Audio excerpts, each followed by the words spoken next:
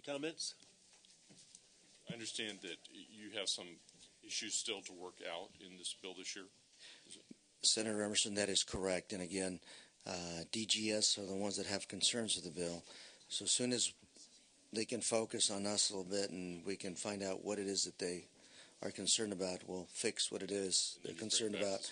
Then I don't plan on bringing it back to the committee. If I will, through the chair, give you a commitment to bring it back to the committee should those fixes be some that you object to. But you will have an opportunity to vote on this in appropriations and on the floor. All right. Any other discussion? Would you care to close? I ask for an aye vote. Is there a motion? So moved. Secretary, please call the roll. Price. Aye. Price, aye. Emerson. Corbett. Aye. Corbett, aye. Correa. Aye. Correa, aye. Hernandez. Hernandez, aye. Negrete McLeod. Vargas. Aye. Vargas, aye. Walters. Wyland. Emerson, aye. Emerson, aye. 6-0 right now. Good on call. Okay, that bill is on call 6-0. We'll keep it on call for you.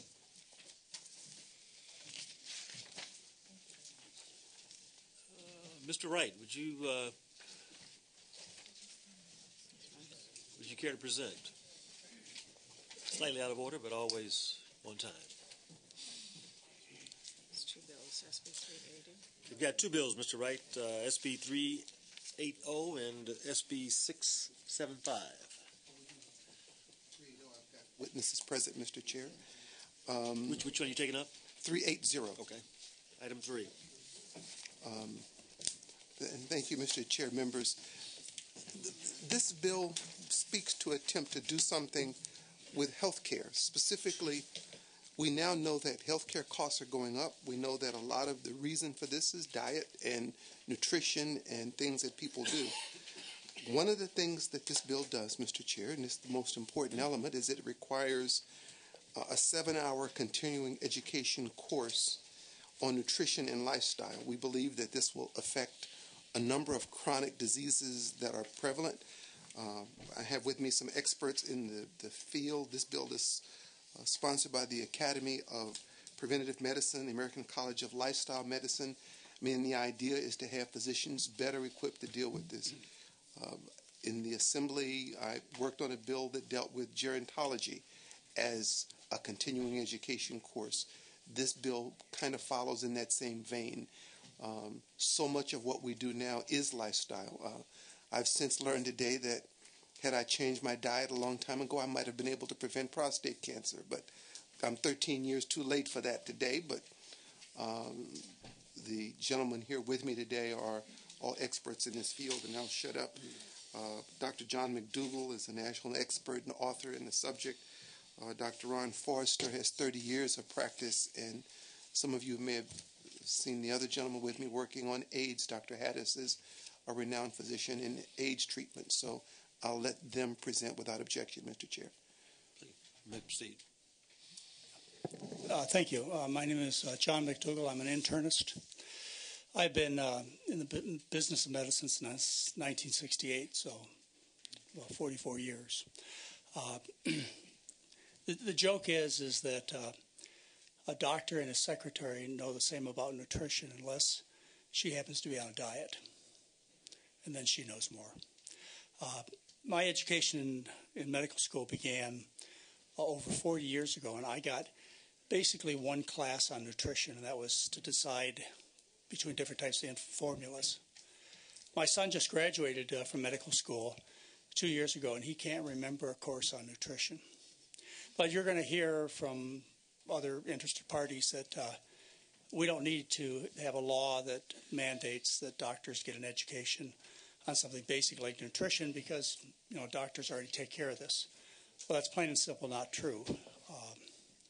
I teach. I'm a professor at a medical school. And I teach nutrition, and the students are eager to learn about it.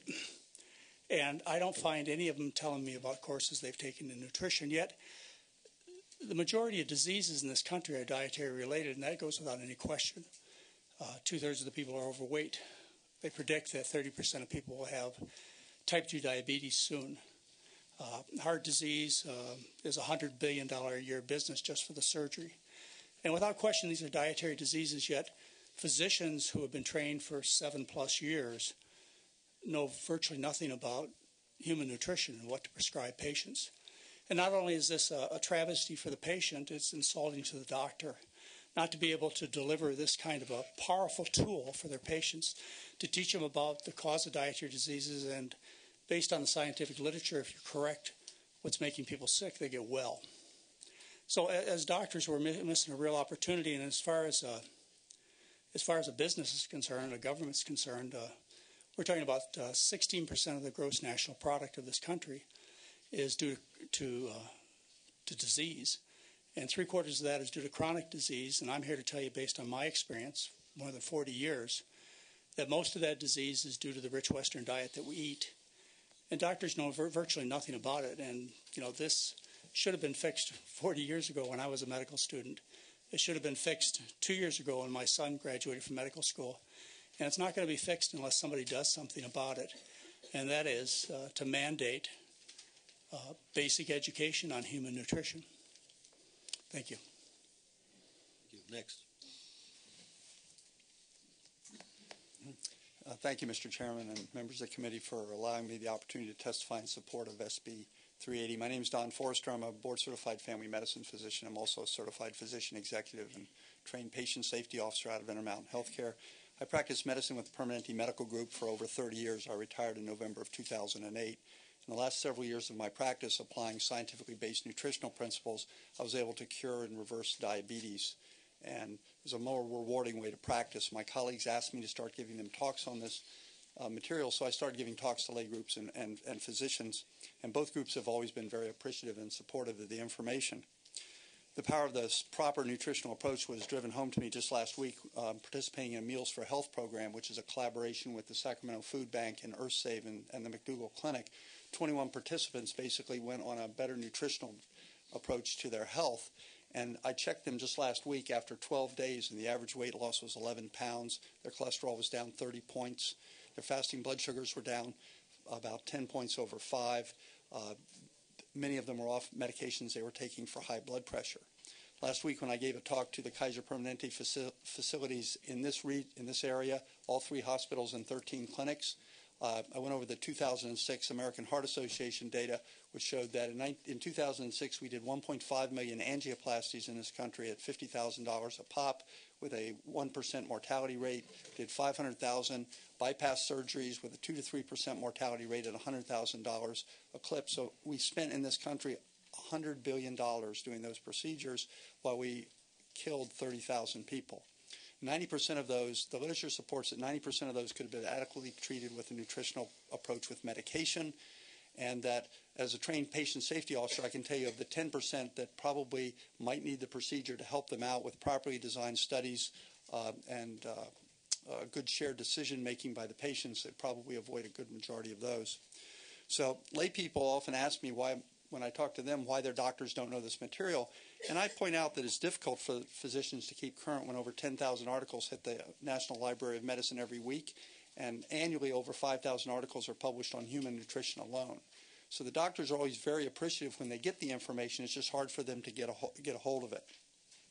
So I think in summary, the science shows that proper nutrition approaches work for patients and their family. It works certainly best when it's applied early.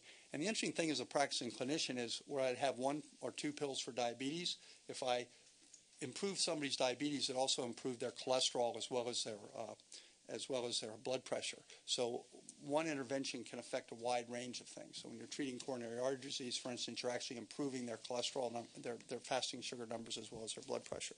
So I think SB 380 is an important first step in improving patient care and the health of our citizens. But thank you very much for your attention and the time. Thank you. I'm Dr. Ron Harris, representing the Specialty Society of the California Academy of Preventive Medicine. Sorry, that didn't have the microphone on. We are a sponsor of the bill, and we represent the physicians who specialize in public health and preventive medicine. We thought, likewise, that this is an extremely important topic because we're very aware of population-based statistics and approaches that can help the entire population improve its its health status. Most of the diseases that are killing Americans now are caused ultimately by lifestyle and nutrition. That includes, in addition to the nutritional factors that they mentioned, smoking. The number one cause of preventable mortality and disease in the United States. Excessive alcohol use, risky sexual behavior.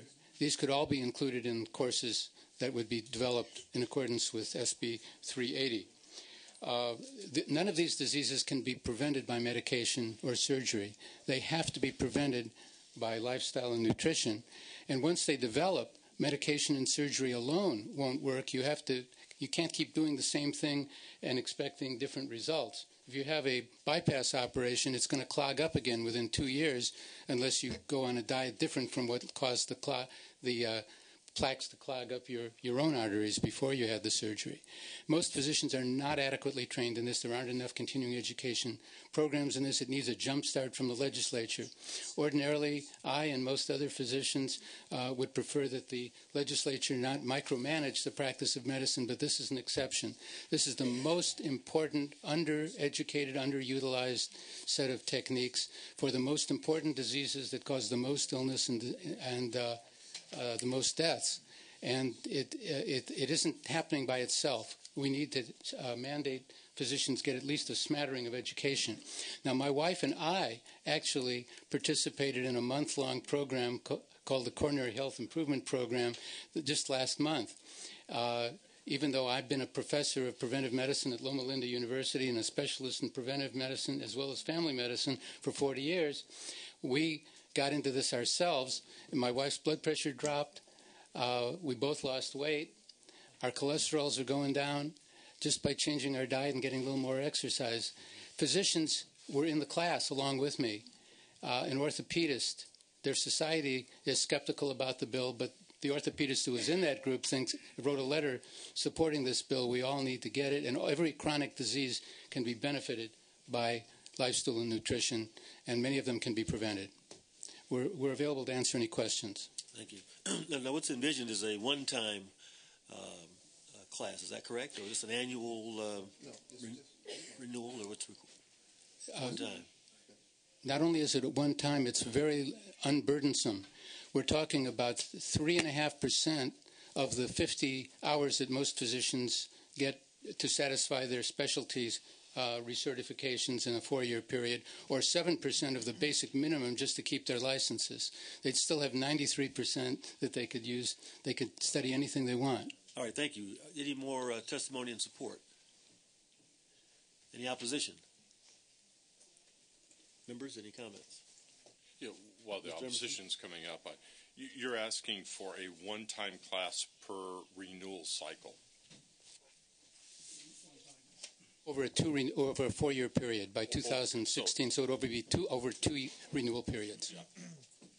But then after that, then it'd be another class required. No. Just a one-time. Right. And then we have some testimony opposition. Thank you, Mr. Chair and members.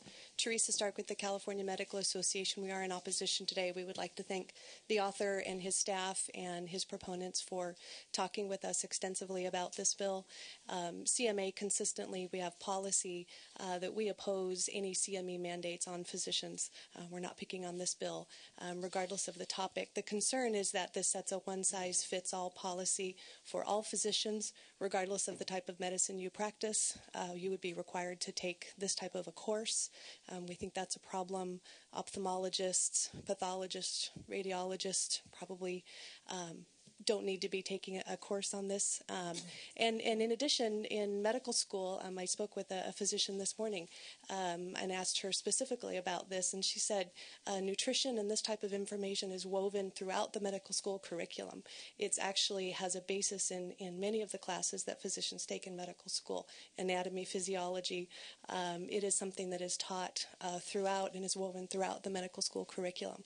But the biggest concern is that this should be left up to the individual physician. I think we can probably all sit here and talk about a number of different topics that we think would be good for providers to take in terms of CME. If we started to go down that road, it's a very slippery slope, and there's going to be lots of bills, lots of mandates, lots of good ideas. Certainly we support the goal, obesity prevention, nutrition, helping people learn better ways to take care of themselves is what physicians are all about in prevention. But you can mandate CME all you want to. That doesn't necessarily mean that patients are going to take that advice and are going to carry forward with that advice. So we need to keep working on what's really going to make a difference in getting people information and the tools that they can use to make healthy choices rather than mandates that won't necessarily solve the problem and may do a one-size-fits-all situation. So we are regrettably opposed today. Thank you. Thank you. Mr. Chairman and members, Tim Shannon representing the California Orthopedic Association. You might recall that a couple of weeks ago we testified against another bill that would have mandated CE for all physicians. Similar reasons of opposition. We have no quarrel with the author's intentions here. It's just, and I mentioned this about orthopedic surgeons last time we heard the other bill, there's, orthopedic surgery is a specialty, and there are subspecialties of that specialty. There are hand specialists, folks who do just knees, hips, elbows, and shoulders. They are up to their ears in mandatory education just to keep up in their specialty. And one of the witnesses for the proponents mentioned that with all the articles being published, it's hard for a physician to keep up. I would echo that remark. There is a lot of information out there, and for an orthopedic surgeon and other specialists to keep up with what's happening in their field, they're pretty much booked as far as their continuing education. So this is just one more additional, and it's not minor, it's 7 hours. That's a lot. Even if it's over 1 4-year period, 7 hours is a lot for one subject. These things become cumulative, and they get in the way of the physician being able to really stay on top of their own specialty and subspecialty. And so for that reason, we're opposed to this. Thank you.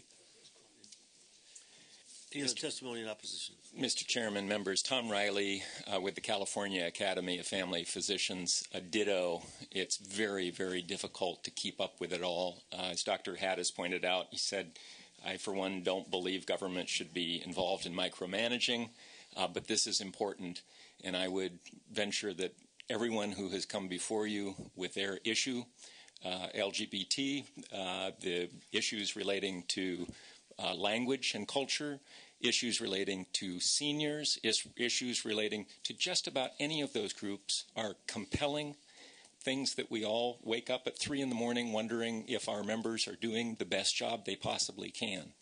And I would wager they too wake up worrying and also wondering how on earth they're going to achieve all of the requirements that they have to make an intelligent decision about how to educate themselves and also navigate all of the requirements that are put before them.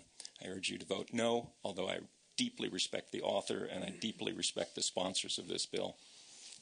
Thank you. Any other testimony in opposition? Members, any more comment? Ms. Weiland. This bill is going to be tough for me, and I probably, frankly, regrettably, am going to have to take the view of the CMA and family physicians orthopedists because I agree. And let's get real. They're right. We know they're right. I'd like to see maybe a different approach. It's very, very clear.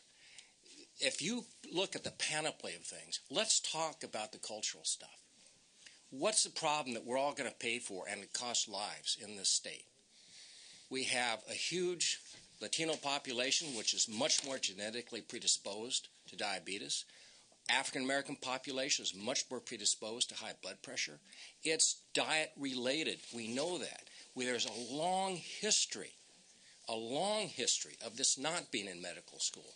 Rather than hear it, and I don't dispute what this young one has said, but rather than hear, oh, gee, it's woven into the curriculum, I'm somewhat skeptical. Most docs, I think, are overwhelmed, but I think the difference with this is it's specific. So let's look at, and I I respect orthopedic surgeons. I have a friend who is, who's top of the line, and in terms of keeping up with all that stuff, and he needs to be. But he's working on hips and knees. What do you want to do? Knee needs people who lose weight. Does he know how to prescribe a diet? Now, I say this, and I respect the author, who I believe you're the author of several books on these issues. Okay. And I've read a couple of those books, and I know that there are some disputes about types of diet, and there are some pretty big ones. But the bottom line is, even those different views are all about the same thing, which is it affects diabetes. I have a mother who's got a diabetes. We all know that diabetes type 2 is mostly controlled by lifestyle. And so it just seems to me, in the panoply of things, this ought to be one. And I say all this, and yet I don't think I can vote for it today, because I just don't think this is quite the right way to do it. But what I would challenge the CMA and these groups to do is to look at this realistically. I mean, come on. If you try to pick these major diseases that affect people, we all know this. There isn't a person here who doesn't know this. So I'm sorry to get so energized, but I know people personally who are affected by it. Both my parents were affected by it. We know that. And I know that the family docs the smart ones, are recommending dietary changes for all sorts of things. And I know that orthopedic docs, especially if they work on hips and knees, are saying lose weight. But most of them don't really know exactly how to help their patients do that. It's not their fault. As the testimony shows, they are the ones who are really up on it. It's an enormous task to keep abreast of it. So I just think whatever happens here, we really ought to be aware of this. I think maybe there's a different way to do this, but we need to do this. I mean, this will affect the lives in this state of huge numbers of people. The only other thing I'd like to add is where this needs to start is in school curriculum. There's no reason you can't start it in school curriculum. We don't teach science very well. We teach it out of a textbook. Why shouldn't kids in the class when they're 3rd and 4th grade get these little animals and feed them different diets? For example, they learn a lot more about science, and it's a lot better than preaching to them. So I hate the fact that I can't support it today. But if this doesn't get out, you'll work on me. It's just if you rank the importance of things, I just don't believe you don't think this is pretty darn important. Dr. Hernandez. Thank you very much. First of all, let me commend the author for his zeal for this topic, and I agree with you that continuing education with regard to educating the provider to educate the patient would definitely go a long way. However, I have a concern with regard to mandating it, and here's how I kind of look at continuing medical education. I would assume that most physicians have the ability to take this regardless without being mandated. And I would assume that most providers in medical school or in the various health professions learn this, are educated on it, and when they see the patients, they explain to them, or at least take the time to explain to them the effects of diet on diabetes. But by mandating this, I don't think that you're going to see the kind of changes that we want. And I'll give you an example. My dad is diabetic. I tell him all the time, not to eat certain foods, to watch his diet, maintain his blood sugar. And I reiterate, I said, what does your doctor tell you? And he said, my doctor tells me the same thing, but he doesn't listen. So I don't know, by mandating a one-time course for physicians who I think who do the right thing is going to really make a difference and change the lifestyle habits of most individuals.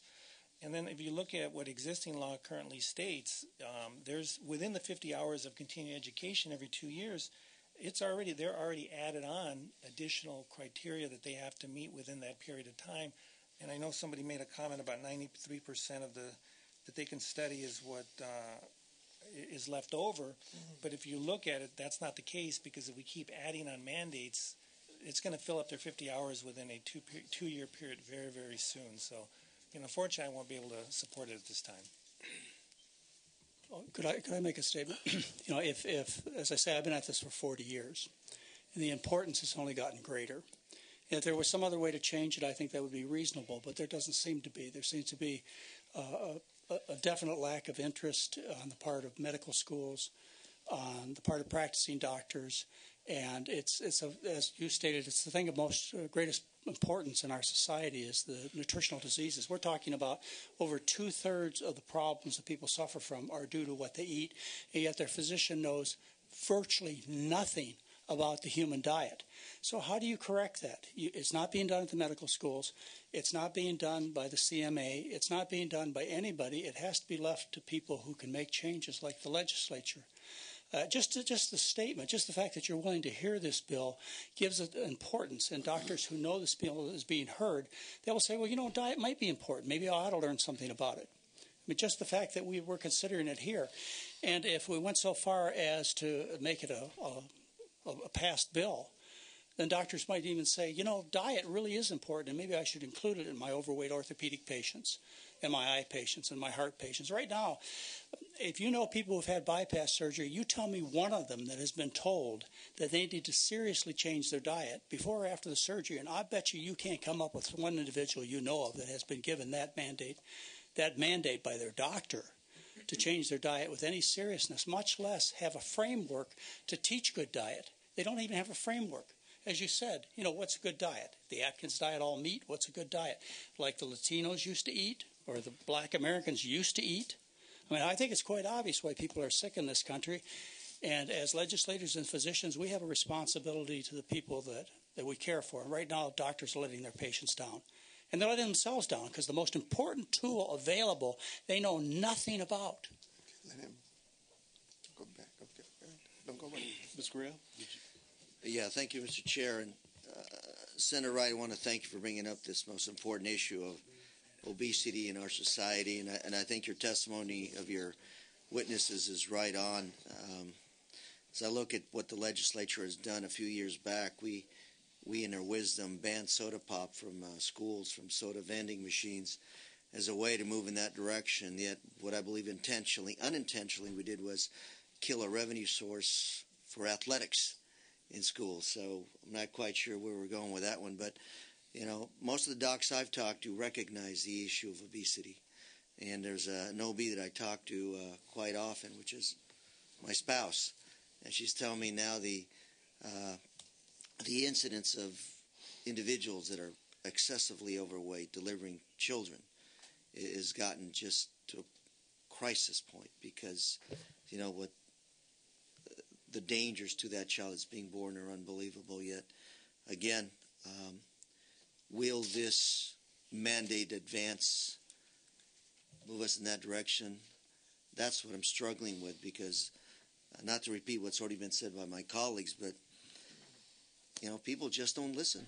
I remember the one piece of wisdom I had. We had the great late Jack LaLanne on our Senate floor a few years ago. And I asked him, I said, Jack, what's your advice for us folks? And he said, very simple. He said, just don't eat it. Nobody puts a gun to your head to stick that stuff in your mouth. And that's word by word. I'm quoting him. And he's absolutely right. And my question would be, in voting for this bill, will this advance just don't eat it? Thank you. Wait a minute. Corbett? I'm very perplexed about what to do on this bill as well. And, excuse me, not to repeat what others have said either, but I think every single person on this committee and probably everybody in this room understands some of the health issues that we see in our state, in our country, young people, older people, whoever. Nutrition issues are very, very serious. And not only should we be concerned about them for people's overall health, but we also know health drives so many issues with regard to costs, the cost of medical care, et cetera, et cetera. We talk about this every day. We know this is a huge problem. So, Senator Wright, I think you're definitely on the right track, and I appreciate this bill being before us because it allows us to have a discussion about what should we be doing to make sure that people are educated about issues of nutrition. So my question is, I'm not a doctor, so maybe some of you can help educate me. I hear the concern that, maybe continuing education is a problem because of other requirements people already have, but how did this bill come to us? Do we know that the general education with regard to nutrition that is dispersed throughout the education process, do we know that it's hitting home in a way that it is available to doctors to pass this information on to their patients? Is this a problem? Do we know that people aren't getting that information that they need through the education system that we have now?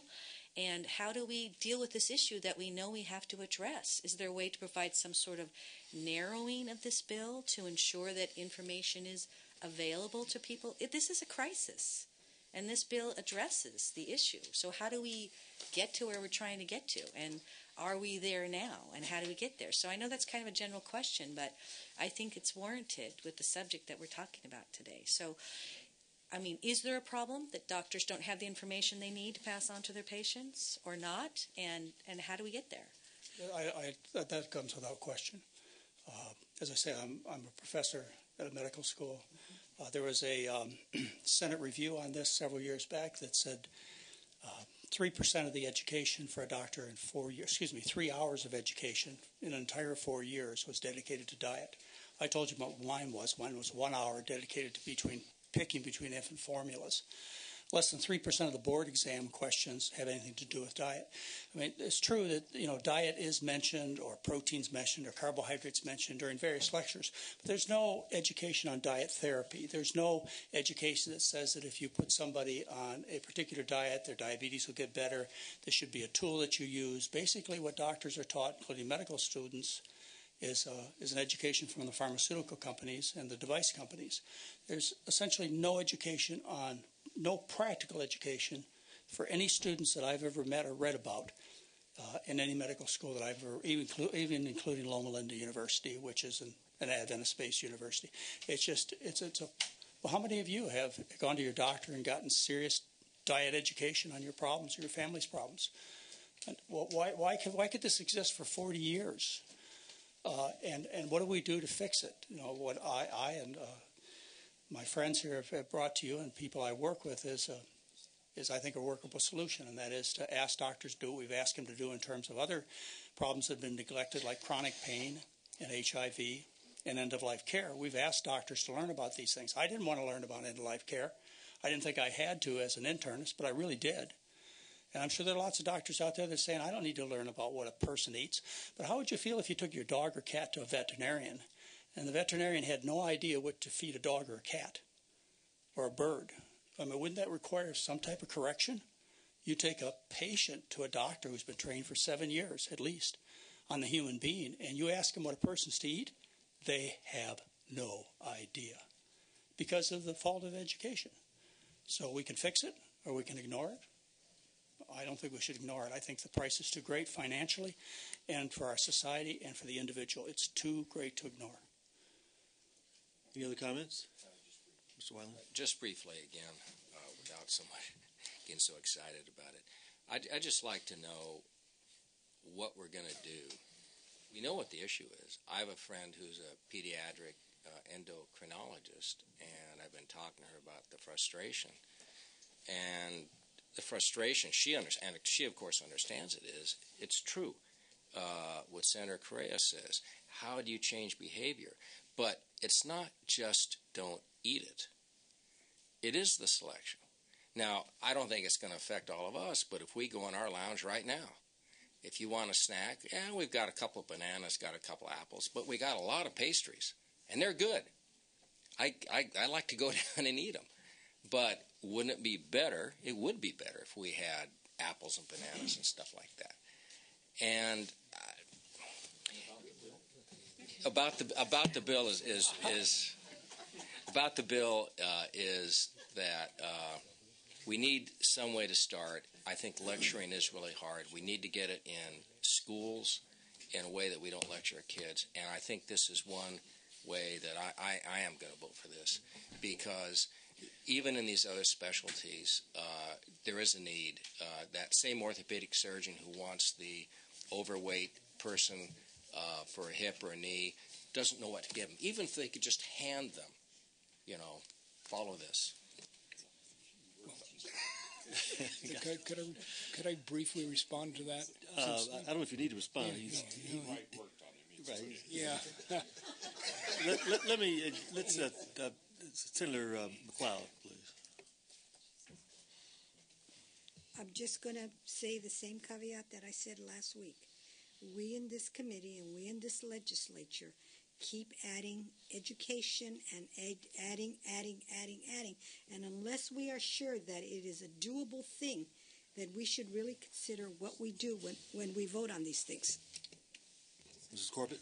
Part of my question was, is there a way to narrow this measure? And what's the flip side, too? And I didn't hear the answer to that.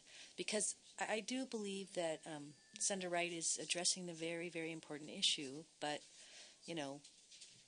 is this practical, I guess, is the question. I think, one of the things we've been looking at, Senator Corbett, is a review of some of the specialties. And it might be, for example, that there's some specialties that may not require, because it may be that it's a surgeon who's not going to have much interaction. You could argue that an anesthesiologist, for example, isn't going to have the same kind of interaction that might a primary care physician. And if we're able to move, I think we're probably going to get back with CMA and look at some restructuring to accommodate that, because I think that there's some particular specialties that this might be an overreach for, and that their patient contact is limited. So you're willing to go in that direction if the bill gets out of committee? Yes. Okay, thanks. In assessing the ability to get out of committee, would you also consider perhaps holding it to cook it a little bit further? It appears that there might be... If time permits, Mr. Chair, that would not be something that... I just don't know our time sequence. What's the timing? If they held it next week? Next week, yeah. We have to do amendments right away. You have to really do some cooking. Okay. Mr. Chairman, if I might. Yes. First of all, I want to just say that CMA is certainly happy to sit down, put the bill over today. We're certainly happy to sit down with the author and talk. I just wanted to, Senator Negrete McLeod's point, just make the point of if we do this, if we mandate this, how is it going to work on the ground? And I think what we should ask ourselves is, once the patient leaves the physician office, if the physician, every single physician in the state, does what they're supposed to do and has the conversation, and I'm not saying that it happens all the time, and we need to work on that. When the patient leaves, what's going to happen? In certain communities, as we know, and these are the kind of things that CMA is working on, in certain communities, there are no grocery stores. There is no access to healthy food. There's no way to go out and buy fruits and vegetables without paying an arm and a leg and getting on 8 buses, first of all. So let's make sure that we address issues of access to healthy food. Secondly, there are many communities that are not walkable communities. Doctors are going to tell their patients, go get exercise, walk to school, walk to work. That's not a reality in many communities either. People can't afford gym memberships. Maybe they don't have a bicycle. I mean, there are so many obstacles. The advice is going to be given. Can it be taken? Can it be put into practice? Those are the types of issues that CMA is working on in building, these communities where there's safe routes to school, et cetera, and encouraging access to healthy food in communities. And I just want to say the other point too, starting young. We absolutely agree. Starting kids young on this information. I'm mom of a teenager. My son had a health ed class last year, and they spent weeks on nutrition education. He knows how to read labels. He knows exactly what the food pyramid is all about. They do talk about this in school. This is not something that kids aren't getting. There are a number of voluntary efforts going on. The First Lady has an initiative. The soda companies are now putting calories on the front of the beverages for the total number of calories in the drink. That's a positive move, and they're responding to concerns towards soda. So there's a lot of things going on. They're going to solve this problem. There's no magic bullet here. All of these things have to work together. We're concerned that not only will this not actually get to the problem, but could cause unintended consequences. Any other comments, members? Mr. Chair, without objection, I appreciate the discussion. I think I would take the time to if we can come back next week, I think there's some things that we would be able to do. Again, I mentioned when I began the discussion about some of the things that we did with gerontology. And what we learned, for example, when we began to do that is, for example, the seat belts in your car often work against older people because when they made the seat belt, they didn't take into account that the bones of older people are different. That's not a function of simply lifestyle. It's a function of someone noting that that's the case. We do the same thing with a lot of medicines. There are medicines that we know now that you don't want to give to children, which created the specialty of pediatrics because their systems are different, but you had to recognize that that was the case. I think that there are clearly some things that might need to be trimmed down relative to the specialty.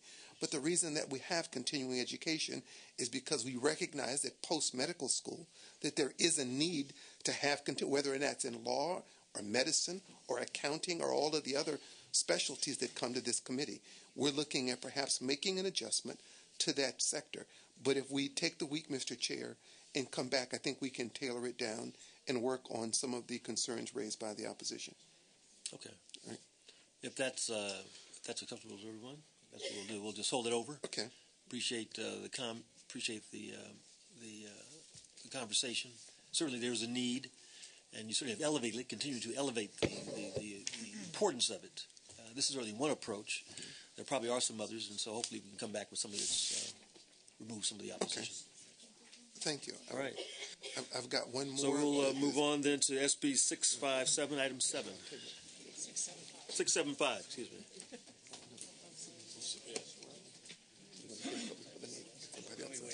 Yeah.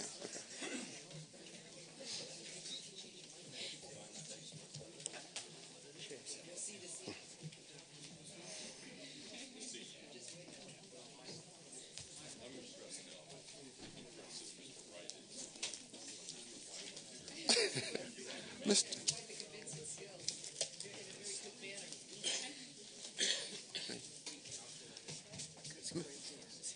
Okay.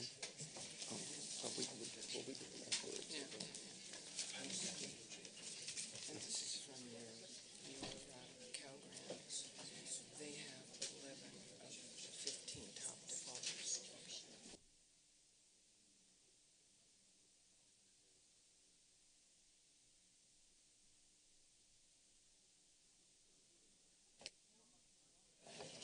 I'll give it another try. This is SB 675, relating again to private post-secondary schools. The analysis that was provided was, let me thank the staff. That was whoever. Thank you much. It was pretty clean. The idea here is to try as best we can to reduce some of the just abuse that occurs in private post-secondary schools.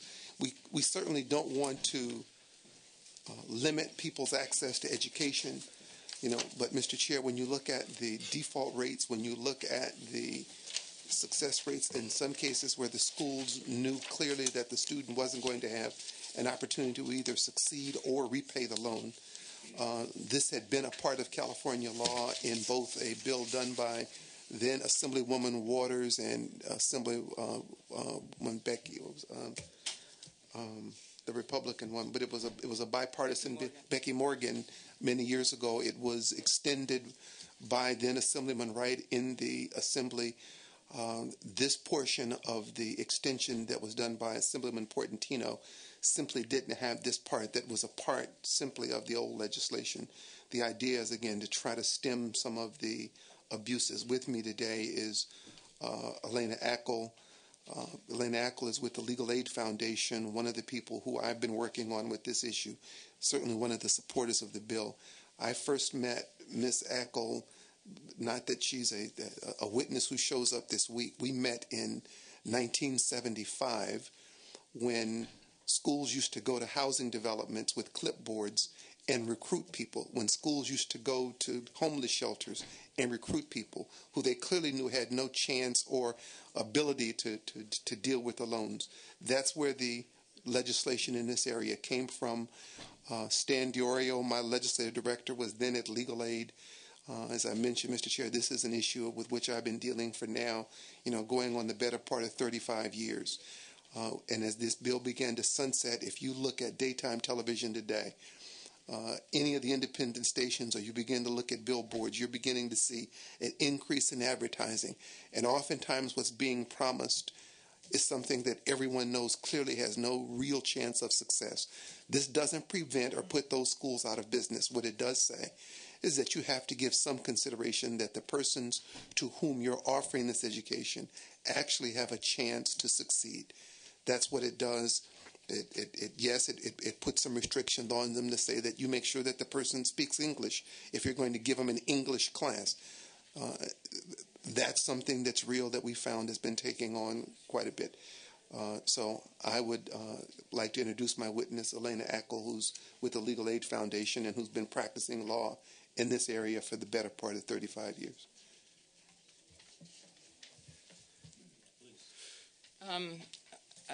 This bill only deals with a very limited segment, and those are people that have limited English proficiency. And as Mr. Wright said, in the old law, there was a provision that protected people that required that there be an English proficiency test. And now that's all this bill requires.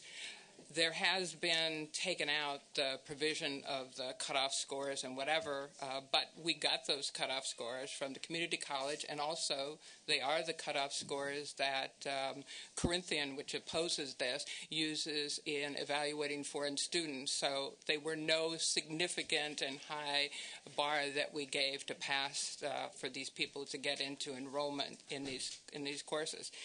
And the one problem that we have is we want at least there to be some enforcement other than the Bureau.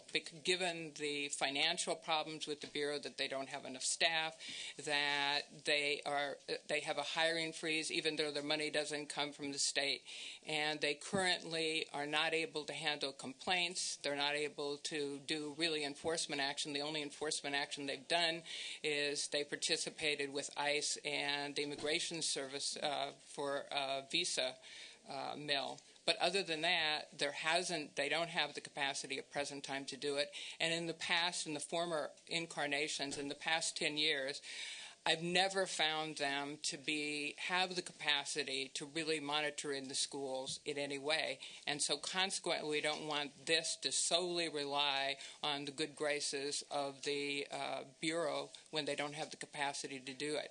And in this former incarnation before the law expired, every analysis that was done, every audit that was done, it found it wanting, meaning the Bureau, in every capacity, including the enforcement of the law.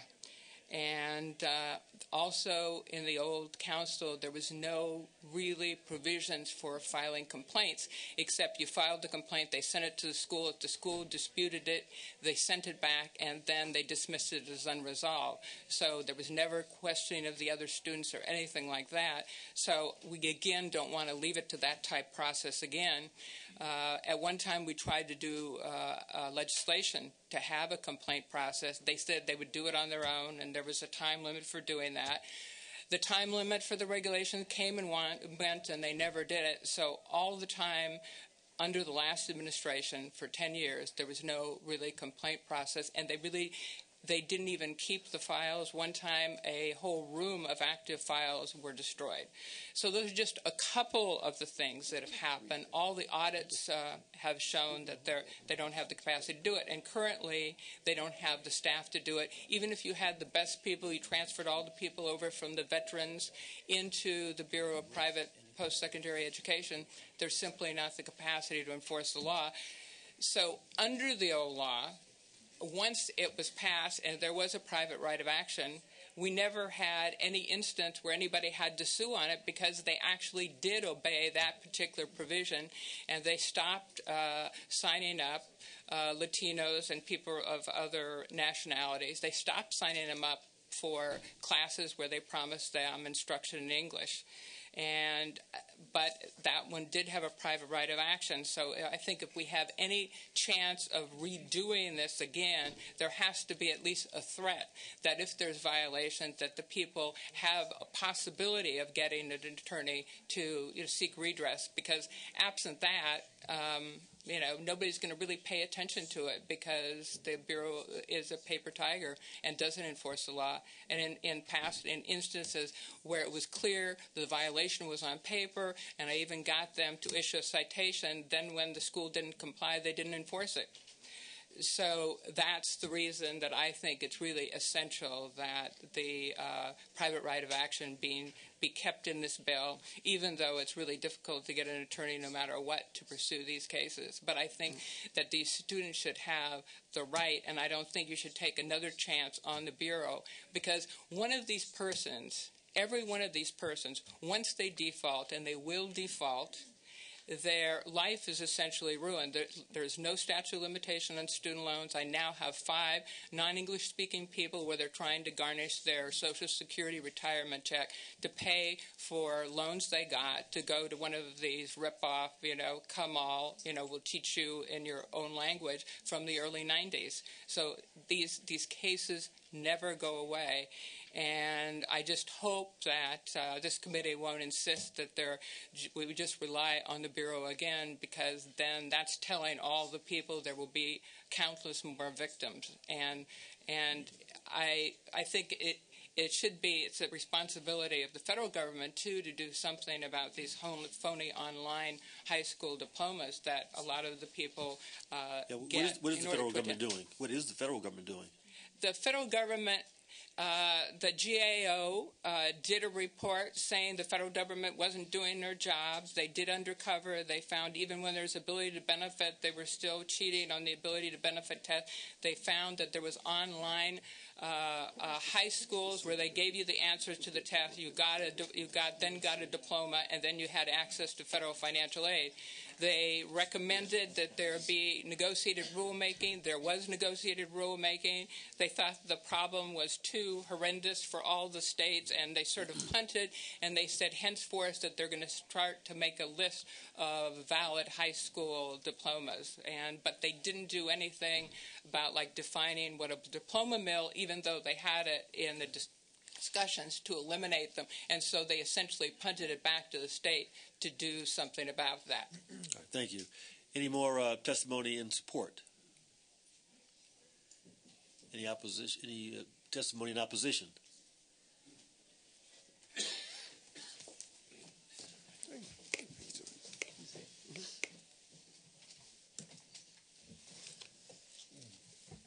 Sure.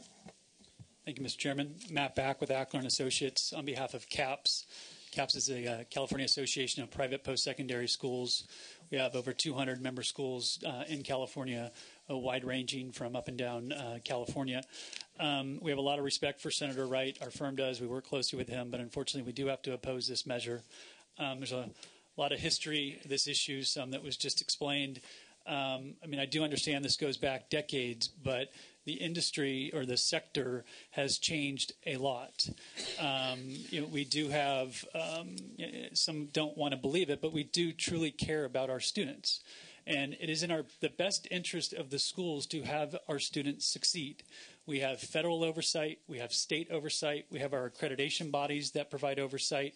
There are graduation rate, placement rate, default rate, all these various requirements. It does us no good to take in a student who can't speak English and who is not going to benefit from the program.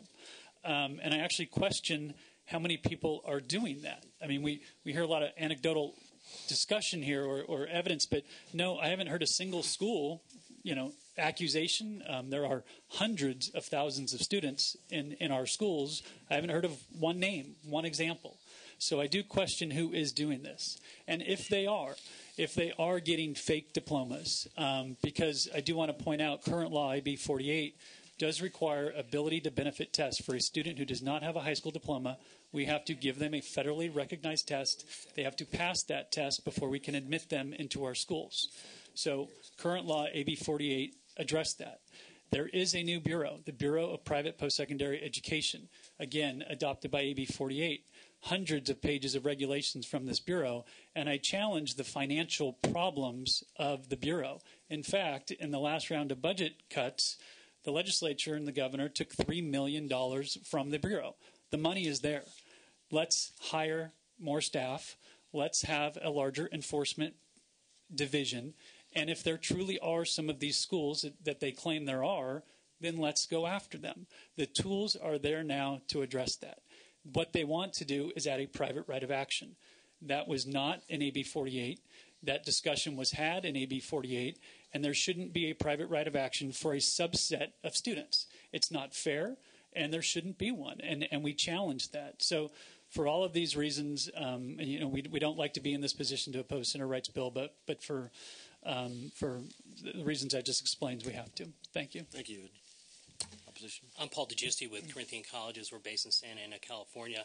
We're the parent of Heald College here in Northern California, Everest College, and also Wyoming Technical Institute right here in West Sacramento.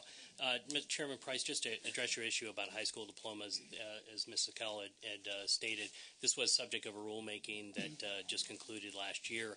New regulations are going in force on July 1st of this year to address that. It is a difficult issue because each of the 50 states define what a high school diploma is differently, and students, traverse state boundaries to enroll in all kinds of different post-secondary educational institutions. But there are enhanced requirements for the high school diploma, so that trying to get to this issue about fly-by-night online high school diplomas, which are fraudulent. So that issue has been addressed. We are opposed to this bill. The rationale we aren't opposed in safeguarding student financial aid dollars and the students who seek them. But one of the bonuses of AB 48, Mr. Quarantino's bill, was it addressed only issues that had to do with what a state should be enforcing. The financial aid programs are federal programs provided under the Higher Education Act and its regulations. The dollars that we're talking about here are federal dollars, not state dollars. So they should be controlled by by federal law and regulations, not by an additional state requirement that, in this case, actually runs counter to the regulations that govern the student financial aid programs under the Title IV of the Higher Education Act. So if this does get enacted, gets signed by the governor, there will be an inconsistency there that will put most students and institutions scratching their heads, which are they supposed to follow. Since these are federal dollars, we believe that is the law and regulation that should control. We do agree with with one thing, at least with Ms. Sakell. We do believe that dollars should be provided so that the Bureau does get up and running. We understood that during the end of the Schwarzenegger administration that there were to be 70-some full-time equivalent employees to flush out this agency. At this point, there are 9. The statute has been enforced since January 1st of last year, and we would hope to work with members of the committee and the legislature to try to get those funds available to that agency so that it can get up and running to provide protection for students, and also, obviously, for our own protection, so we can say, hey, there's an agency out there that's on the watch. So we're opposed to this legislation. We believe that the federal statute and regulation should control here, and I'd appreciate to answer any questions that the committee members might have. Thank you. Any other comments in opposition? Mr. Chair, if I might, let me take a little bit of a list here. Everest College, Los Angeles, default rate 49.47%. Everest College, San Bernardino, default rate 46.96% in a 3-year period. The discussion was that I didn't have schools that were in default. Yes, I do. In addition, I believe Corinthian was also, $5 million you were fined by the federal government, and an additional couple of $1 million by the. You weren't fined. We were over this before. Were you fined? Yes or no? By the federal government, we have never been fined. Okay, so the gentleman, in addition to his other issue, and he has some problems with the truth, but that notwithstanding, I'm looking at a list that's a printout from fiscal year 2008. This school averages in excess of 40% on the 3-year default rate, and that is, in some cases, prior to AB 48. But the concern I have, again, Mr. Chair, is that as we're looking at preliminary numbers, the default rates aren't coming down because there's still no incentive, given the fact that the agency that was charged to do this work has not been up and running, given that the agency doesn't have the enforcement tools, particularly a private right of action. Most of these cases are handled by legal aid attorneys who are often overstretched and overworked. Most of the cases are won, but if there's no incentive, if there's no enforcement, if there's no ability to recognize that you can't rip off people at will, then what you'll get is these high default rates. In addition, I should add, is that you may recall in this budget year, we made some regulations relative to Cal Grant dollars, because Cal Grant dollars are also involved. So the gentleman was also incorrect as to the state being involved in this. Our money goes in too. We limited some of that because we raised the concern that some of our Cal Grant dollars are also how do you being address led the away. concern that we're setting up a separate private right of action, I should say, for a specific group of students that aren't available? It's not available to another group. There should be a private right of action for everybody, but if you're not going to have a private right of action for everybody, you should at least have it for the most vulnerable group, the people that are most likely never going to be able to dig their way out of the hole they get once they default. And those Cal Grant figures, Corinthian has 11 of the 15th highest default rate over a 3-year cohort period. So when they say that they care about their students, and those are all students. So I would say that the reason, if there should be a private right of action for all students as it was under the prior act, but if there is somebody that gets more protection, it should be people that don't speak English, people that are the most vulnerable, people that are never going to be able to get out of this debt.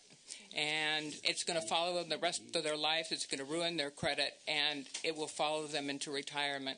So I think if you have such extenuating circumstances, if you're going to give extra rights to anybody or sufficient rights to anybody, it should be this group. And it's not just in L.A. We have a torture survivor project, and some of them are coming in from Orange County, too. And one of the main offenders is in Orange County, and it's not Corinthian. But there are a number, and we're working with the Inspector General to try to address it. But this is such a huge problem. And all right, thank you. Members, any comments, any questions? Mr. Weiland? I'll try to make it really brief. I understand the problem.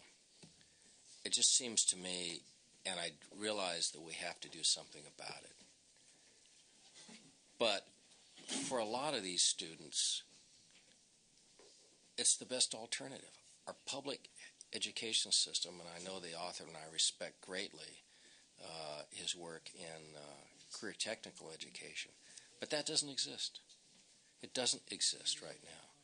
So I don't know what the answer is to that at this level. But I really don't feel any private cause of action works, because in my own personal experience is that it will deter these institutions from exposing themselves at all, because they all know that there are so-called consumer attorneys out there, and I believe in the tort system, but I've been, in my company, the victim of actions purely to make money. And so I understand there's a problem with the default rate. I do understand that, but I really don't believe, and I understand the issue with English and all that, I just don't think any private right of action will do anything except. But even when there was a private right of action, there was hardly any lawsuits, and there were no lawsuits that were done for picayune things, they were all done for systemic violations, because it's really hard to get pro bono attorneys or any attorneys to take these cases, because most of the big firms represents the schools, and so they won't help you in these, and it's extremely difficult. But if you don't have a private right of action that has specific damages, then you have no chance at all of interesting private attorneys or even pro bono attorneys in taking these cases. And if there isn't the possibility of a private right of action, the worst of the schools, or a lot of the schools, are not going to act right, because they know in the past the Bureau has never, and I repeat, never enforced the law. They only filed one action against one school, and on a technicality it was dismissed. They should have refiled, and they didn't. So if you can't rely on them, and you're not going to give a private right of action, so 1 in 100 might have a remedy, then what is the remedy for these students? They don't have, if we're not talking about Spanish speaking, the regular, if the default rate is 40 for Everest LA is 49.47. That's 1 in 2 are defaulting on their loans. Okay, I mean, what is the answer? If I could say, that's been brought up a couple times. Right. If I could address that. Wait, no, both of you just hold on, please. Thank you. We're going to take some more questions from our from the panel. Mr. Vargas. Thank you, Mr. Chair. Is there anyone from the Bureau here? Is there anyone here from the California Department of Consumer Affairs?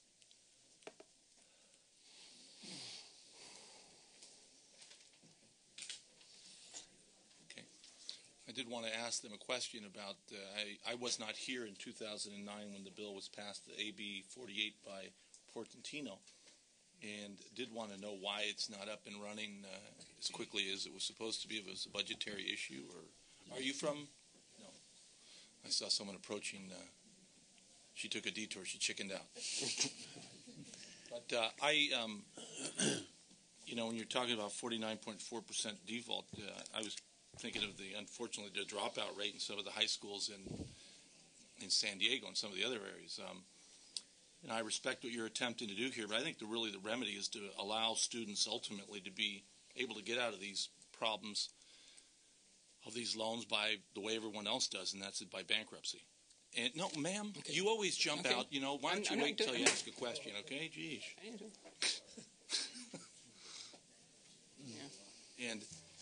And I think that there should be a remedy there. I mean, the remedy should be, these kids, if they do have a problem, and some of these are not kids, obviously, they're adults, they should have the ability to go through bankruptcy, to go through these other remedies that people have on normal debt.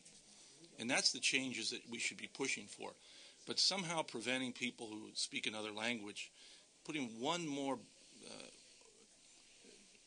hurdle, one more block from them to get in this education, I can't support that. I voted for this as a courtesy vote to get here, but I'm not going to be able to support it today. Thank you. Okay. Is there a motion so moved? I appreciate the opportunity, Mr. Chair, and the discussion. I want to take a moment and read something that illustrates program. We offer a program that will help anyone with professional experience get a 100% verified degree, doctorate, bachelor's, master's, PhD. Think about it. Within a few weeks, you can become a college graduate. Follow your dreams. Live a better life by upgrading and earning your degree. This is a rare chance. That's the battle that we face. It's not solely about the language that someone speaks. We've created a system, Mr. Chair, members, where the cost of doing business is often a fine. The reason that bankruptcy doesn't work is that federal law, when they realized the high default rate, excluded bankruptcy from being a remedy for them. That was specifically done by Congress.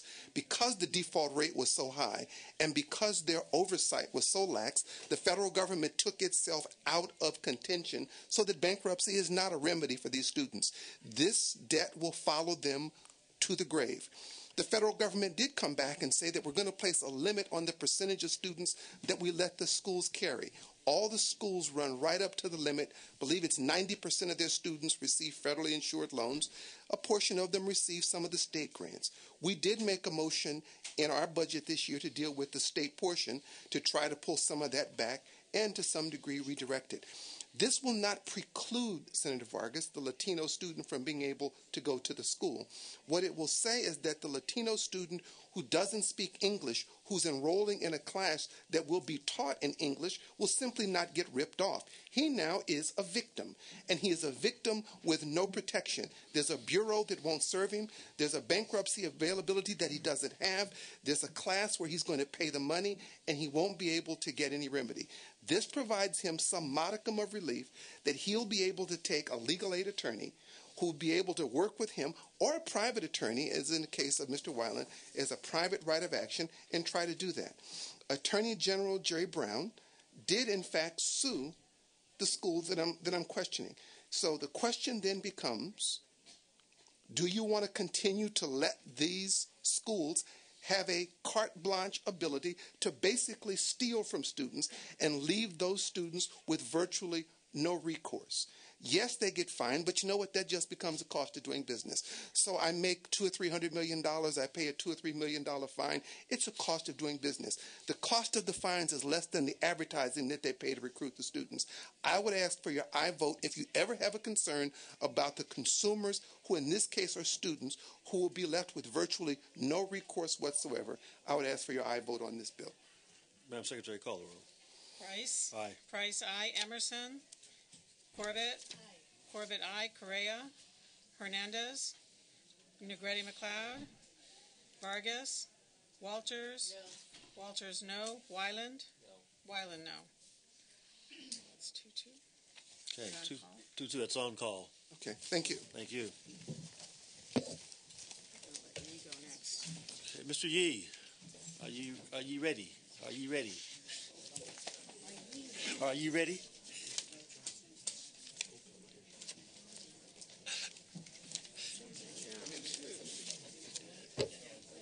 Mr. Chair, just be gentle. I used to be on this committee. Item okay? number 12, just for you.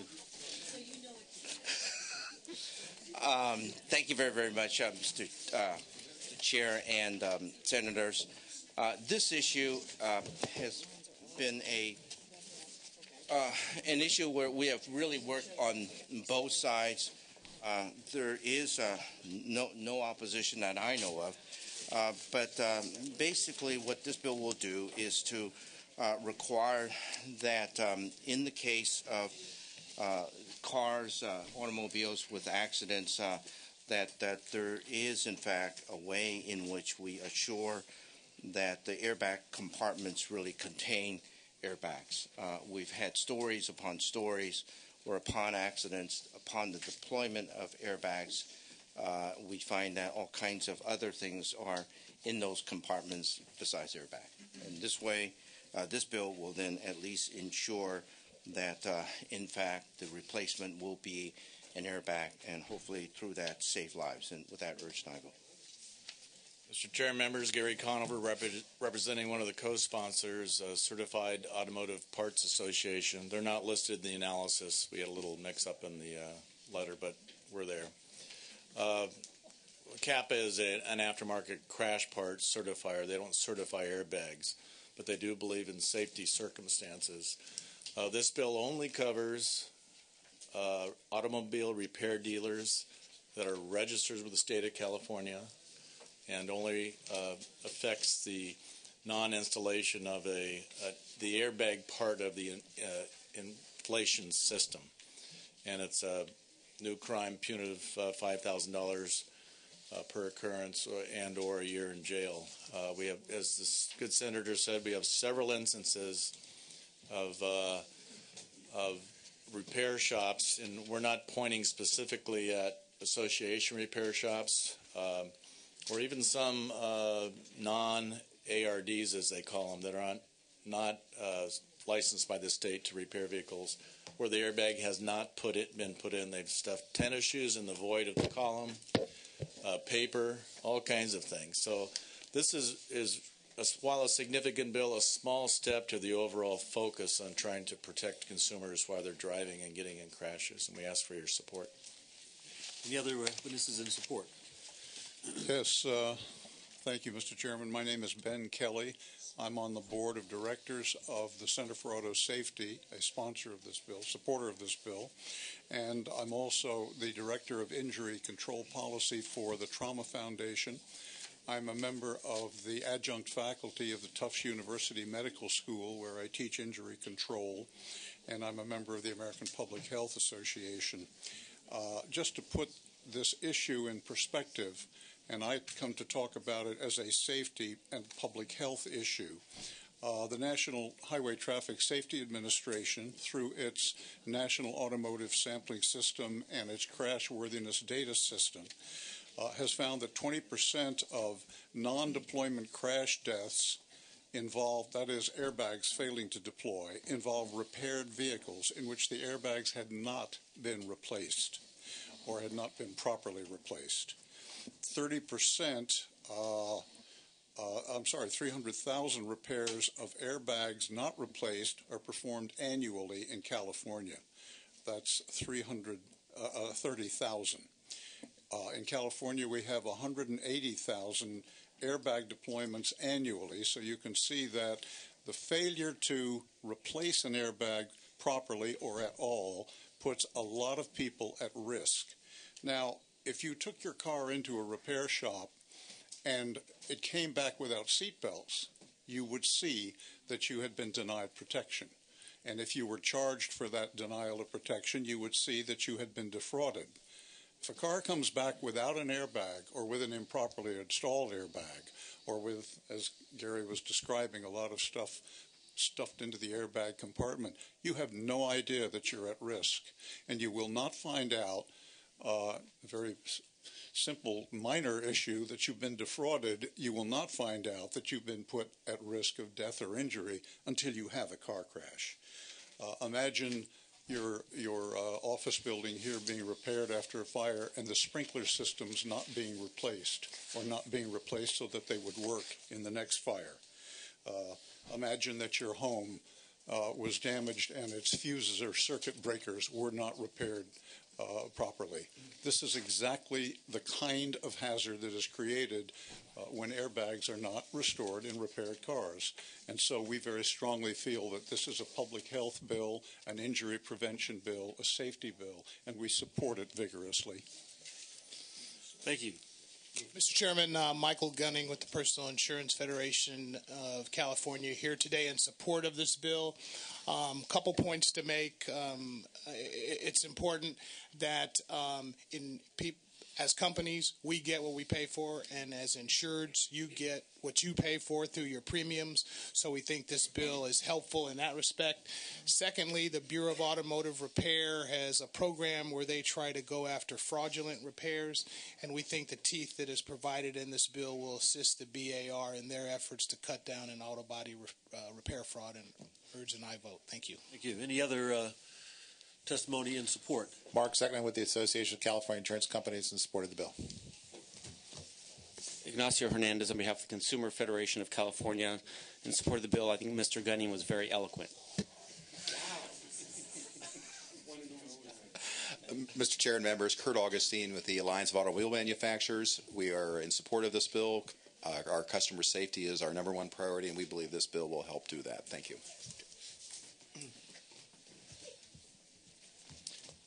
Hi, Jack Molodanoff on behalf of the California Auto Body Association. We support the bill. Thank you. Support? Again? Any other support? Any opposition? Any comments? It's been moved by Mr. Emerson already. It's too past. Would you care to close? Just to urge an aye vote and thank my colleagues for allowing me to skip over them and deal with this particular issue. And thank you very, very much for your attention on this matter. No, this goes for appropriations. Okay, Madam Secretary, call the roll. Do pass to appropriations. Price. Aye. Price, aye. Emerson. Aye. Emerson, aye. Corbett. Correa. Aye. Correa, I. Hernandez. Hernandez, I. Negrete McLeod. Negrete McLeod, I. Vargas. Vargas, I. Walters. Walters, I. Wyland. Wyland, I. It was your bill, Senator McLeod, and I took a lot of lessons from you on that. And what I do without you, Dr. Emerson. Okay, 8-0, it's out. It's on call. We'll hold it open. Next is Fuller or Leno? Okay. Mr. Leno, are you ready? Yes, sir.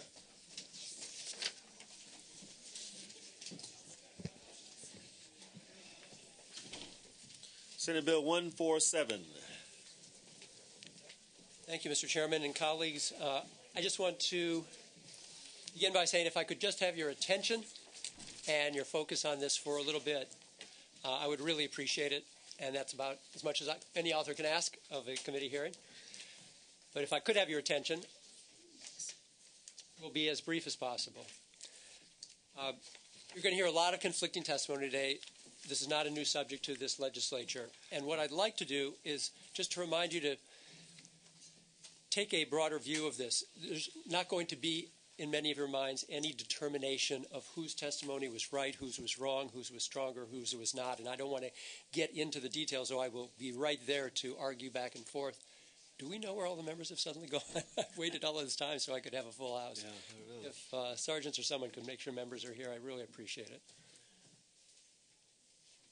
I tried to tie them down. Yeah, I know. Yeah, it's not easy around here at times. Right. I know that we're all very Sergeants, busy. sergeants will do their best to round up while you're I appreciate presenting. that. But I want to make the point that what we're talking about here today is a bill that will simply require that our Bureau of Home Furnishings, which has jurisdiction over this area, create an equally fire-safe standard that can be met without using some very powerful, and as you will hear from testimony, toxic fire retardant chemicals. And if we are going to, as a state, as a legislative body, going to continue to require one and only standard that does require these chemicals to be used, then our burden of proof, our standard of proof, should be very strict and very high, that we really believe that these chemicals are absolutely safe and that they are undeniably the best way to prevent fire. And if you have that in your mind, if you can really reach that standard of proof, because we're going to continue to require it as we have for the past 35 years, then I think you will have reached a standard that is worthy of not supporting this bill. But if we are going to continue to require the chemicals to be used, and there is just some doubt in our minds that there is indeed some risk, and you're going to hear significant risk to human health, to pregnant mothers, to children, and that in fact there are other ways to meet fire safety, because this fire safety standard, which this state created with all good intention 35 years ago, last century, 20th century technology, no other state ever followed us. There's not a single other state that has used our standard, and not a single other country to do it either. We are unique in this. We are now in the 21st century, 35 years later. We know more. Think of all the burgeoning industries. Everything is about the newest, the best, ever new technology. What's out there? Why would we want to tie ourselves to something 35 years old and close our minds to any possibility that we might know more now and there might be a better way to address fire safety? So again, you're going to hear from many people who will argue a business argument that there are now new fabrics, new materials, new designs. And guess what that all means? New job creation. Walmart has a statement that they're warning against these chemicals. Now, you hear the opposition say, well, we're changing the chemical. It's a family of chemicals. It's not specific chemicals. All of these chemicals are suspect, and that's why Walmart is saying, we're looking around for products that don't have those chemicals in them. IKEA is in support of this bill. They want to sell. They want to have the option as a retailer to sell an alternative product because they have customers who are demanding it. we, the state right now, are interfering in the free marketplace. And shouldn't we let the free market work this out? If there is indeed consumer demand for products without these chemicals, and manufacturers who are also in support of the bill would like to make products that don't require, though equally fire safe, why are we telling them that they can't? Let the consumers have a choice. Let the manufacturers have a choice. And let them vote with their dollars. So you'll hear business arguments. You'll hear fire safety arguments. Again, I don't want to get into too much of the back and forth because I think the opposition's tactic is to throw too much conflicting information at you. So you're just going to say, I can't deal with all of this and I can't support the bill. Again, we're not suggesting that current Technical Bulletin 117, the 35-year-old fire safety standard, should be thrown out. We're just saying an equally fire safe standard. And you're going to hear, well, the second standard can't be equally fire safe, except if you're going to trust the wisdom of the Bureau of Home Furnishings that created Technical Bulletin 117 to begin with, and you believe that's fire safe, why would you doubt that they're going to tell you they have an alternative and doubt that that is equally fire safe? You'll hear about fire toxicity. Yes, there is one fire group in Orange County that is opposed to the bill, but the entire California Professional Firefighters is in support. The International Association of Firefighters is in support because they're concerned about fire toxicity. When these chemicals burn, and this is not debatable, this is not conjecture, when these chemicals burn, they convert to known carcinogens, dioxin, furan, and in fact create carbon monoxide, additional smoke, and soot, which is in fact the leading cause of fire-related death. It's not the flames that kill, it's the smoke that will overwhelm you.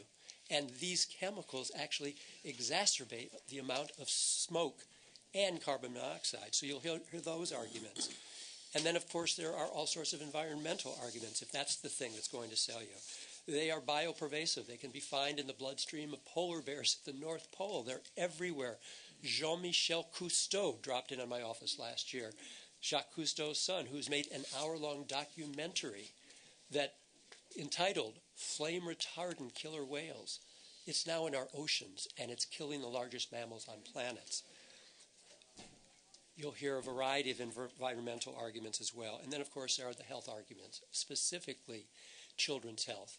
Just last week, a university from UC Berkeley came out with a study that compared Mexican-American children who moved from a particular village into the United States, checked the level of these chemicals in their bloodstream, and then went back to that same village in Mexico and checked the levels in the children there.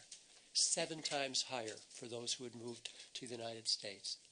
And it is particularly damaging and challenging to children because these chemicals don't bind to the furniture. They fall to the floor, mix with the dust on the floor. And so whereas a mother might have, and this is a study from the Oakland Tribune a few years ago, about 100 parts per billion in her blood, and the father in the family maybe 130 parts per billion in the blood, the 6-year-old 500 parts per billion, and the toddler 900 parts per billion, because they're on the floor wallowing in the dust and in the chemicals. This is why there's an epidemic of thyroid cancer in house pets right now. All of this has happened in the past 35 years since we, again, with all good intention, put this into place. And again, I'm not here to suggest that the chemicals or TB 117 be repealed. Let's just have an alternative so we, the government, aren't mandating to manufacturers and to retailers and to consumers what they must make and sell and purchase.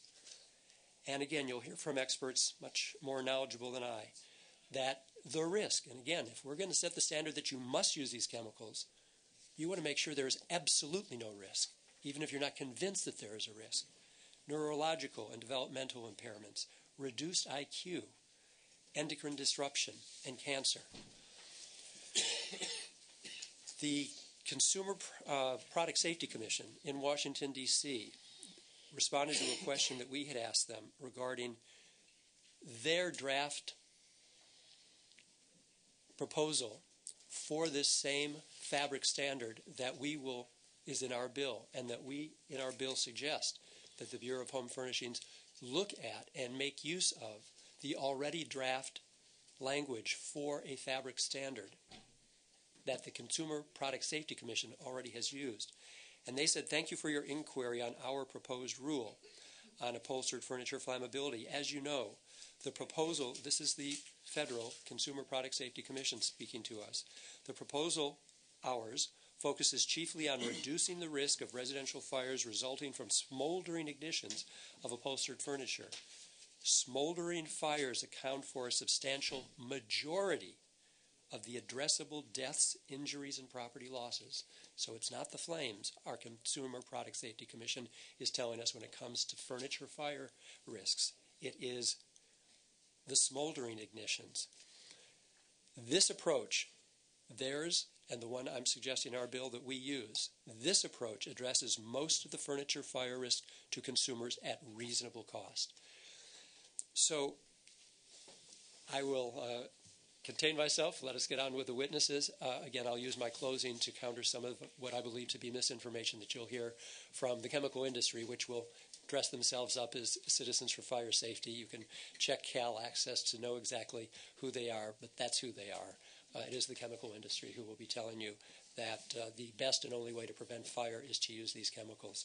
So we're going to begin with Andrew McGuire, who's the Executive Director of the Trauma Foundation. Thank you. Thank you. Thank you, Chair Price, and members of this committee. I'm Executive Director of the Trauma Foundation located at San Francisco General Hospital, and I've been there in that position since 1975. I started my early career working on getting flame-resistant pajamas as a national standard in the 70s. And then from there started a campaign in 1978 to get self-extinguishing cigarettes. That campaign, which I started in 1978, was because cigarettes are the leading cause of fire death in the United States. And the mechanism that cigarettes are involved with is they get dropped by someone carelessly or because they're drunk or pass out into furniture or mattresses. They continue burning and cause a smoldering ignition. If a cigarette self-extinguishes, it doesn't cause a smoldering ignition and you don't have a fire. The campaign took a long time to come to fruition, but the California legislature passed this law. Senator Koretz was the author. He was the fifth author, by the way, during this long campaign. The first author was from '82, was Senator Garamendi. When it was passed and Governor Schwarzenegger signed it in October of '05, this became the third state in the nation to mandate fire-safe cigarettes. Today, all 50 states have the same standard. So in the United States, every state has a law in the books mandating that cigarettes self-extinguish and don't cause ignitions. And it's this year and next year and onward that all of the states will have actually been covered by the standard, because a lot of states came on board very late. I testified in Wyoming is the last state to do it. So the leading cause that we're dealing with here at the Bureau of Home Furnishings are cigarette fires, which are about 90% of all furniture fire causes. Okay, not flames, not candles, not cigarette lighters, not space heaters, not other causes, cigarettes. That problem has been addressed by the fire-safe cigarette, and we know that it won't be 100% successful. No standard could be 100%. But if we have a standard in place at the Bureau of Home Furnishings that addresses smoldering ignitions, we are dealing with the fire problem. We can't look at the California fire data or the national fire data and even detect flame fires in furniture. It's such a rare occurrence that it doesn't show up in the data. So if any person who's going to look accurately and honestly at any fire data, you're not going to find flame as a cause of furniture fires that has any import. It's the cigarette that's the problem. And so I want to end my testimony by saying that There was significant resistance in California legislature and all the other legislatures when this issue of self-extinguishing cigarettes first came up. But it was addressing the problem at its source, and I think that if you don't let the Bureau of Home Furnishings allow them to do an alternative standard that addresses the real problem of fire in furniture, then what you have done is you've mandated that the old 35-year-old standard causes the furniture industry to only use bad toxic chemicals to deal with the problem. And that isn't going to solve the fire problem, and it's going to create a hazard in the environment and with humans and animals. So with that, I'd like to end and maybe address questions later. Thank you. Our next speaker is Denise Lamb, who is the program manager at Black Women for Wellness. Okay, my name is Denise Lamb, and I have a prepared statement that I'd like to read to you. I'm the program director with Black Women for Wellness, and my organization started as Sister Friends with the Birthing Project in Los Angeles in 1994. And for the past 17 years, we have been committed to healing, educating, and supporting Black women.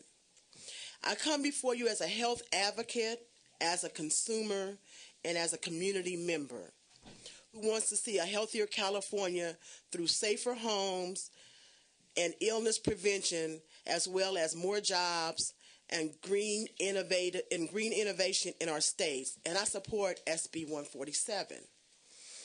I want my community to have access to green and healthy options. I don't want people to see made for sale in California and have it mean toxic. Businesses say that this bill can keep jobs here in California. I don't think a single community in our state can afford to lose jobs. Even better, jobs that make less toxic products can be healthier for workers, as well as making those greener projects available for my community and others.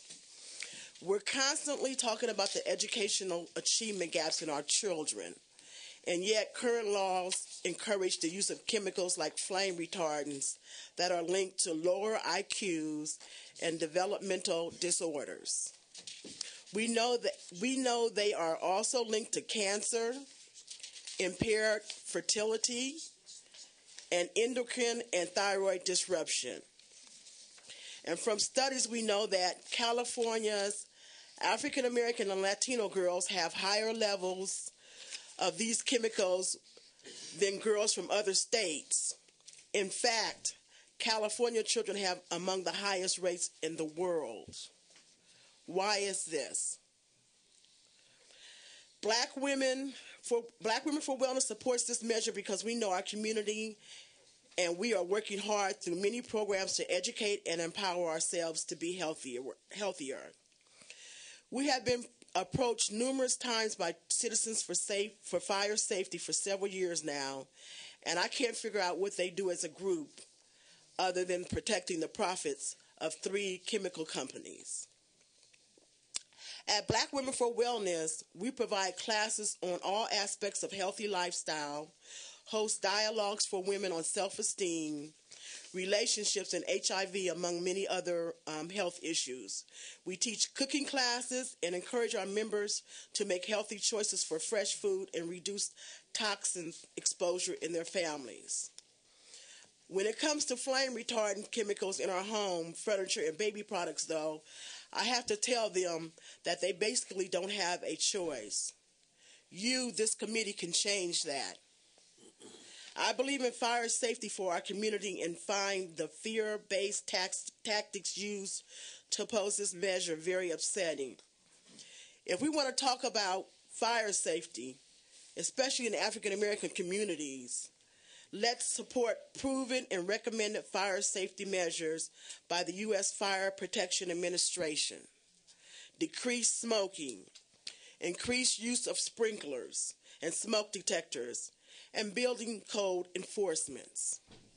And when the tragedy of a fire does happen, let's support local fire response teams with the resources they need to respond as soon as possible. Budget cuts decimate local communities for resources and prevention measures as well.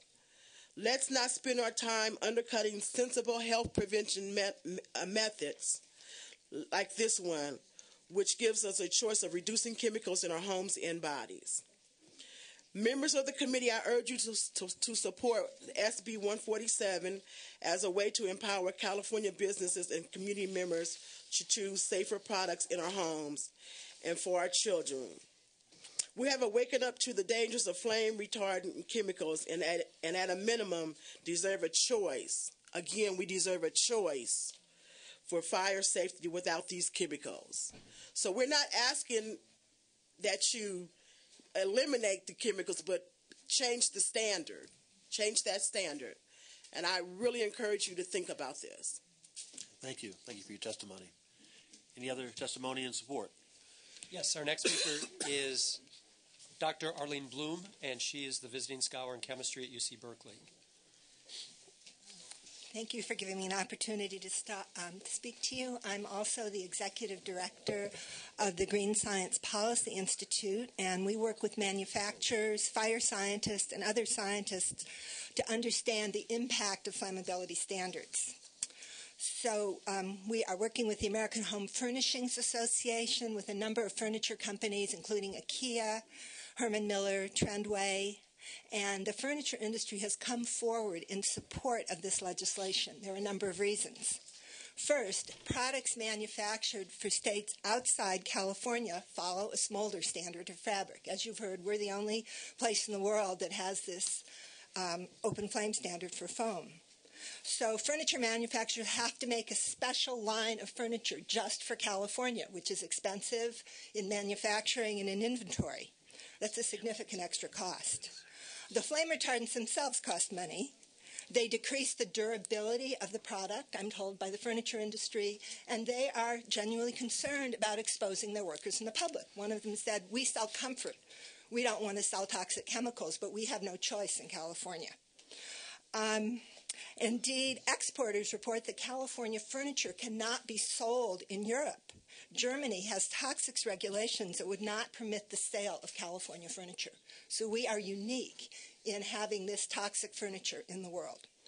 I also work with leading fire science engineers, and here are two peer-reviewed papers.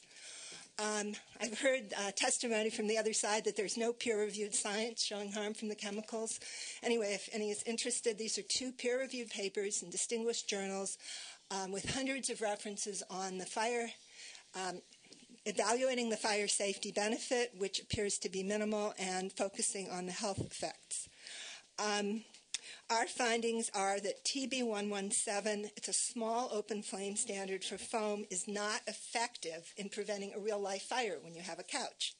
Testing fabric under a smolder standard is much more effective than testing foam. When a candle, imagine a candle drops on your couch, what burns first? The fabric. When the fabric burns, you have a big flame.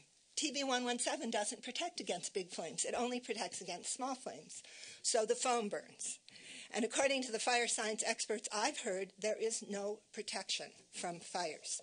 And indeed, once the foam burns, if it burns, as Mark said, it burns at the end to dioxins and furans, which are highly toxic. And along the way, it can cause the release of high levels of toxic gases. So in one study, adding flame retardants to foam to meet TB117 gave a 2-second delay in burning, but it resulted in twice as much smoke, 7 times as much carbon monoxide, 70 times as much soot. Toxic gases are what kill people. Imagine you're in a hotel room. You smell smoke. You open the door. You see soot and smoke. You close the door. The carbon monoxide kills you. That's the fire toxicity. It's not the flames that kill you. It's the carbon monoxide, soot, and smoke. According to Vito Bobraskas, the author of the only textbook ever devoted to the topic of furniture flammability, there is limited, if any, benefit from the current standard. But we're not asking you to change it. We're asking you for an alternative. So a tough smolder standard, such as the Consumer Product Safety Commission, after 15 years of study, the Consumer Product Safety Commission is moving forward with a smolder standard for fabric. We can do that in California. We can take the lead. I know of no other case where businesses are forced to add toxic chemicals to their products, and consumers are forced to have pounds of a toxic substance in their house. An alternative standard will modernize furniture flammability standards. It can increase fire safety, reduce the use of toxic chemicals, and give consumers a choice and furniture manufacturers a choice. So this is a unique opportunity you all have to help support our California businesses so Made in California doesn't carry a stigma, protect our children, our workers, and our state from both fire hazard and from the harmful health effects of fire retardants. Thank you. Thank you. Mr. Chair, you've been very gracious. We've got a few more witnesses. I'll just wait for the committee to resettle a second. So if we could get everyone's attention again, please. Well, you can wait or you can proceed. Colleagues, could we just get your attention for a little bit longer, please? I'm sorry to inconvenience you, but I'm trying. Yeah. Good. Okay. But I don't want you to. All right. That's okay. No, I'd like you to hear the testimony, and then you can talk about the bill. Let's proceed with the testimony, okay. please. Mr. Chairman, Mr. Chairman, and we're going to have a few more on both sides.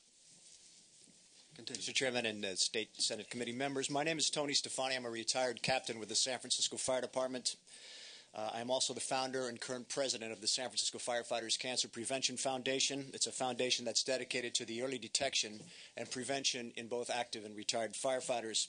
In 2001, after 27 years of serving in the San Francisco Fire Department at Rescue One, one of the busiest rescue companies in the United States, I was diagnosed with transitional cell carcinoma, a rare form of cancer normally found in 1 in 100,000 people. My doctors at UCSF told me that the type of cancer I had contracted at that time was normally found in people that have high chemical exposures. Within a 2-year period at Station 1, another firefighter contracted transitional cell carcinoma, although a more common form found in the bladder. A 3rd year went by, another firefighter contracted transitional cell carcinoma, again, of the bladder. In 2007, our foundation, in conjunction with the Department of Urology at UCSF, conducted a major study of cancers of the genitourinary system, the first of its kind in the United States, and we found that firefighters do have a higher level of transitional cell carcinoma than the general population. And also during that time, we discovered 3 more firefighters, 1 active and 2 retired, with TCC, 1 with the same exact type of cancer that I had, transitional cell carcinoma of the right renal pelvis, normally found in 1 in 100,000 people. Firefighters are contracting cancer at alarming rates. One of the major concerns in our profession right now is what takes place during the overhaul process once a fire has been extinguished. It's at that time where firefighters are exposed to, if you will, a highly toxic chemical cocktail.